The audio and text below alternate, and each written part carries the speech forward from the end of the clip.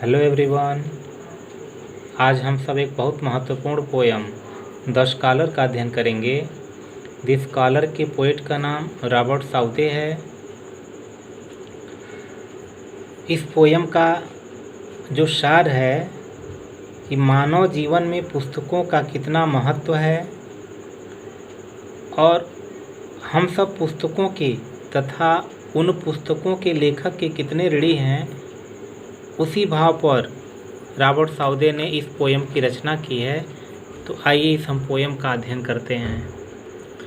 तो पोयम है my days among the dead are past. My days मेरे दिन, एमांग के मध्य, द डेड मरे हुए, आर पास्ट बीतता है। तो पोएट का कहना है कि मेरा दिन दिवंगत लोगों के साथ व्यतीत होता है, दिवंगत लोगों के मध्य में व्यतीत होता है। मतलब कहना उनका है, लेखक पोएट कह रहे हैं कि मेरा जो समय है, दिन है, मरे हुए लेखकों के द्वारा लिखी गई जो पुस्तकें हैं, उन पुस्तकों को पढ़ने में मेरा समय व्यतीत होता है। अगली लाइन है, अराउंड मी, मेरे चारों तरफ, आई बिहोल्ड, बिहोल्ड मतलब होता है देखना, मैं अपने चारों तरफ देखता हूँ। वेयर एवर, जहाँ कहीं भी, these casual eyes are cast, casual आकस्मिक, आइज आँखें, आर कास्ट पड़ती हैं, यानी जहाँ भी मेरी आकस्मिक यह निगाहें, आँखें पड़ती हैं, मैं अपने चारों तरफ देखता हूँ। क्या चीज़ देखता हूँ? The mighty minds of old. तो माइटी माइंड्स यानी मजबूत मस्तिष्क वाले, ऑफ ओल्ड पुराने समय के। तो अब इसको एक भाव में हम कह सकते हैं कि मेरे चारों तरफ जहाँ भी मेरी दृष्टि पड़ती है, मैं बीते हुए काल के या प्राचीन काल के धुरंधर विद्वानों को ही देखता हूँ। इसका मतलब क्या है? उनका कहना ये है कि जहाँ जहाँ मेरी नज़रें पड़ती हैं, मैं केवल उन विद्वानों के द्वारा लिखित पुस्तकों को ही देखता हूँ। तो हम इसको ये कह सकते हैं कि जो पोएट हैं वह शायद एक लाइब्रेरी में बैठे हुए हैं, क्योंकि इस पोयम को हम यह भी कह सकते हैं, शायद कहा गया है, स्टेंजा रिटेन इन माई लाइब्रेरी, क्योंकि पोएट लाइब्रेरी में बैठे हुए हैं और लाइब्रेरी में चारों तरफ केवल पुस्तकें ही होती हैं। तो इसलिए पोएट कह रहे हैं कि जहाँ जहाँ मेरी, किधर भी मैं देखता हूँ तो मुझे केवल पुस्तकें ही दिखाई देती हैं, और वह भी प्राचीन समय में लिखी गई। जो लेखक हैं उसके वह अब इस दुनिया में नहीं हैं, तो उनके द्वारा रचित जितनी भी पुस्तकें हैं, मैं जिधर भी नज़रें डालता हूँ वही मुझे दिखाई देती हैं। अगली लाइन है, my never failing friends are they. My never failing, कभी न धोखा देने वाले, फ्रेंड्स मित्र, आर दे वे हैं। यानी उनका कहना है कि पुस्तकें हमारी सबसे अच्छी मित्र हैं, सबसे वफादार मित्र हैं। ये पुस्तकें हमें कभी भी धोखा नहीं देती हैं। व्यक्ति मनुष्य को धोखा दे देता है, लेकिन पुस्तकें कभी भी किसी भी व्यक्ति को गुमराह नहीं करती हैं, धोखा नहीं देती हैं। तो इनका कहना है, my never failing friends are they, यानी पुस्तकें मेरी सबसे सच्चे मित्र हैं। विद होम, जिनके साथ, आई कन्वर्स, करें कि मैं वार्ता करता हूँ, डे बाय डे, प्रतिदिन। तो पोएट का यही कहना है कि मैं पुस्तकों के साथ दिन प्रतिदिन मैं बात करता हूँ। उन लेखकों के द्वारा जो लिखी गई पुस्तकें हैं, उन पुस्तकों को पढ़ने में ही मैं अपने समय को व्यतीत करता हूँ। अब आगे देखते हैं, कह रहे हैं कि with them I take delight in weal, उनके साथ, यानी विद देम, उनके साथ, आई टेक डिलाइट, मैं आनंद का अनुभव करता हूँ, इन व्हील यानी जब मैं सुख में होता हूँ। तो पोएट का कहना है कि जब मैं सुख में होता हूँ तो उन पुस्तकों को पढ़ करके मैं अपनी प्रसन्नता को और भी बढ़ा लेता हूँ। यानी उन पुस्तकों में अच्छी अच्छी जो चीज़ें हैं उनको पढ़ता हूँ तो मेरी जो प्रसन्नता है, वह आनंद है, वह अत्यधिक बढ़ जाता है। आगे दे रहे हैं कि एंड सीक रिलीफ, रिलीफ मतलब होता है सांत्वना, आराम। तो आई सीक मन होता है खोजना, प्राप्त करना, रिलीफ इन वो, दुख में। तो उनका कहना है, तथा जब मैं दुख में होता हूँ तो उन पुस्तकों को पढ़ करके मैं सांत्वना ढूंढता हूँ, यानी चिंता से निकलने के लिए मैं मार्ग की तलाश करता हूँ उन पुस्तकों को पढ़ करके। अगली लाइन है and while I understand and feel. While और कह रहे हैं कि जब आई अंडरस्टैंड मुझे अनुभव हो जाता है, जब मैं समझ जाता हूँ, एंड फील और जब मैं महसूस कर लेता हूँ कि हाउ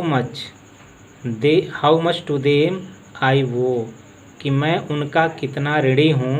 करें कि जब मुझे यह आभास हो जाता है कि मैं उनके द्वारा लिखी गई पुस्तकों का और उन लेखकों का कितना ऋणी हूँ, तो करें माई चीक्स मेरी गालें, हैव ऑफेन अक्सर, बीन बी ड्यूड। तो बी ड्यूड मतलब होता है वो गीला हो जाना, नम हो जाना।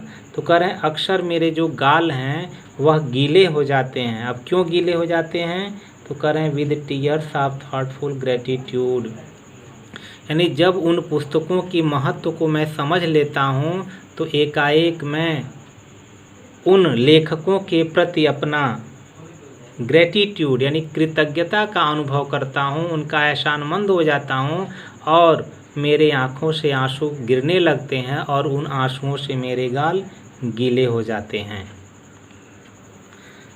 आगे दे रहा है my thoughts are with the dead.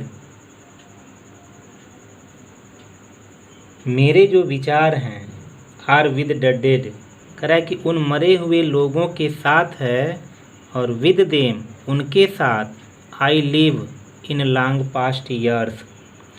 कह रहे हैं कि मैं बीते हुए अतीत के लंबे समय से उनके साथ में हूँ। क्यों उनके साथ में हूँ? कि बीते हुए लंबे समय से मैं उन पुस्तकों का ही अध्ययन कर रहा हूँ। उन पुस्तकों में दिए गए जो भी उनके उत्तम विचार हैं उन विचारों को ही मैं पढ़ता हूँ। इसलिए पोएट का कहना है कि मैं बीते हुए अतीत के लंबे समय से मैं उन मृत लेखकों के साथ हूँ। अगली लाइन है देयर वर्च्यू लव। कह रहे हैं कि मैं उनके गुणों से, जो उनकी अच्छाइयाँ हैं उन अच्छाइयों से प्रेम करता हूँ। देयर फॉल्स कंडेम, और उनके अंदर जो अवगुण हैं, जो दोष हैं, उन दोषों से मैं घृणा करता हूँ, उनके अवगुणों को मैं बुरा बताता हूँ। अगली लाइन है partake their hopes and fears. Partake मतलब होता है हिस्सा लेना, होप माने आशा, फियर माने भय। कह रहा है कि मैं उनकी आशाओं में हिस्सा लेता हूँ और उनके भय में भी हिस्सा लेता हूँ। इसका तात्पर्य कि उनकी आशा भरी बातों को पढ़ करके मैं भी आशा से भर जाता हूँ, तथा उनकी जिस बात में भय है मैं भी उस बात को भय ही मानता हूँ, मैं भी उससे डरता हूँ। आगे दे रहा है कि and their lessons seek and find instruction with an humble mind.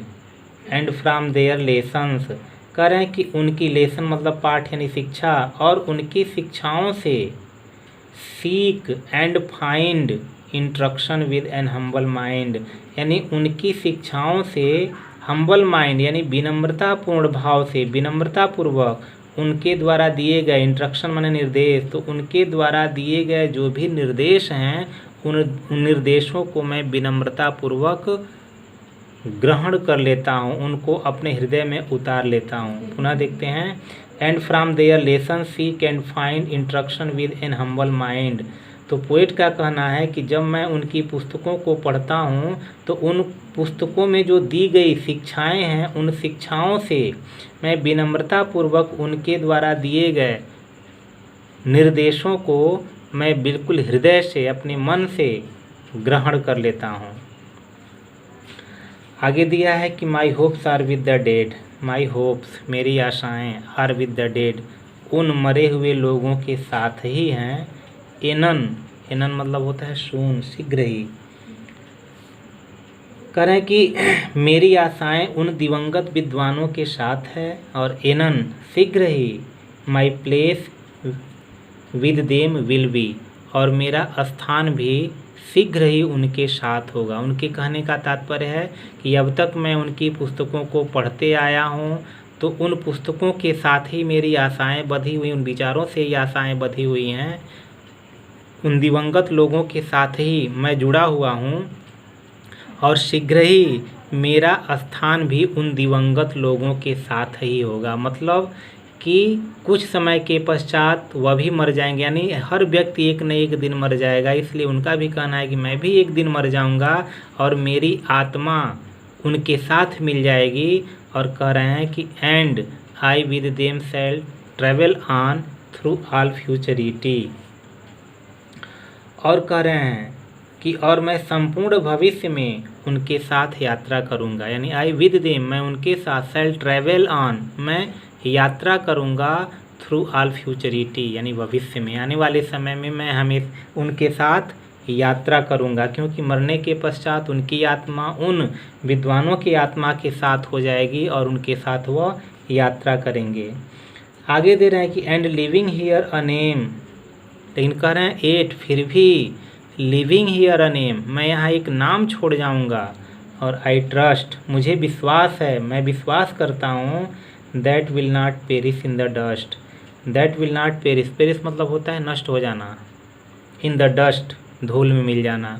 कह रहे हैं कि मैं यहाँ जो नाम छोड़ जाऊँगा निश्चित रूप से जो वह नाम है वह धूल में नहीं मिलेगा, मतलब वह भुलाया नहीं जाएगा। तो उनका अब ये कहना है कि 8 living here in a name I trust that will not perish in the dust. कह रहे हैं कि फिर भी मैं यहाँ एक नाम छोड़ जाऊँगा तथा आशा करता हूँ कि वह नाम धूल में नहीं मिलेगा, यानी संसार के जो लोग हैं मेरे नाम को याद रखेंगे। तब नाम क्यों याद रखेंगे? तो उनका कहना है कि कुछ ऐसा मैं अच्छा कार्य कर जाऊँगा, उन अच्छे कार्यों के कारण लोग हमें यहाँ पे हमेशा याद करेंगे, इसलिए मेरा नाम कभी समाप्त नहीं होगा। तो इस प्रकार यह पोयम पुस्तकों की गुणवत्ताओं के बारे में है, उनकी विशेषता हमारे जीवन में क्या है उनके बारे में है। यह पोयम समाप्त हो गई और इस पोयम को आप लोग बार बार दोहराएंगे और दोहरा करके इसका एक्सप्लेनेशन करने की कोशिश करेंगे। धन्यवाद।